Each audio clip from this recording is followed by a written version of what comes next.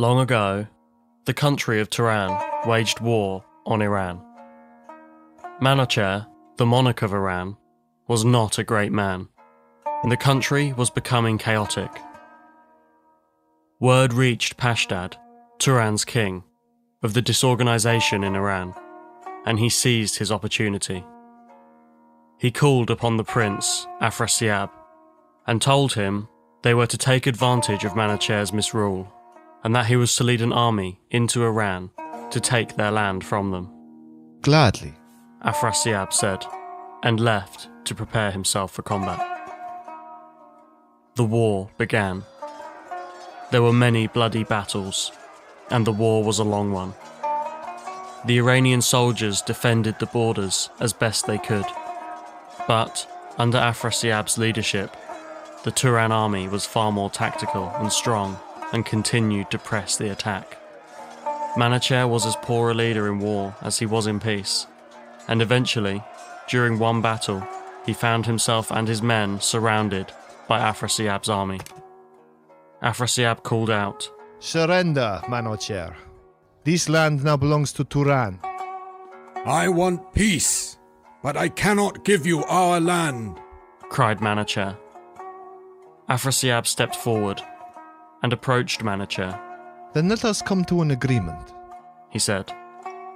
They discussed terms for some time and finally settled on an arrangement.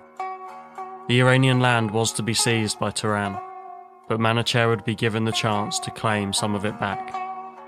He would be allowed to select one of his soldiers to stand at the top of Alborz mountain and, with a bow, fire an arrow into the sky. The land from the mountain to the arrow's resting place would be given back to Iran.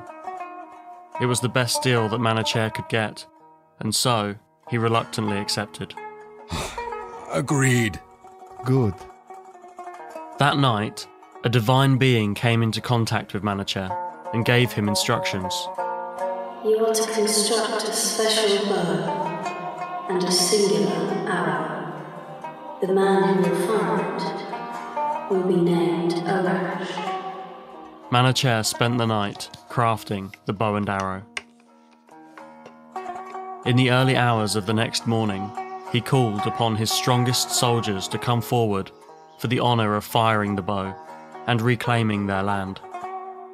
Amongst the candidates was a man named Arash. Even without the message from the night before, he was exactly what Manouchehr was looking for. Strong, brave, and proud of his country. Manouchehr selected him and handed him the bow. Arash, take this bow and give all that you have for your country. Arash merely nodded. He climbed the mountain, and as dawn was breaking, he looked out over the land and thought of the importance of what he was about to do. He raised the bow, took a deep breath, and pulled the arrow back with all of his strength. Manouchehr's words rang in his ears. Give all that you have for your country. He intended to do just that.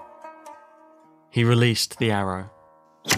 It flew into the air and continued to soar for the entire day. It finally came to the ground at sunset.